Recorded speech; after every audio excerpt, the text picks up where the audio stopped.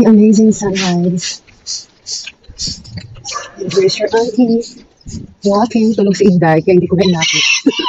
Kasi maraming tulog pa yung abawin. Mamayang hapon na lang ulit kami mag-walking magkasama. Go! Look! Isn't it pretty amazing? Look at the sunrise.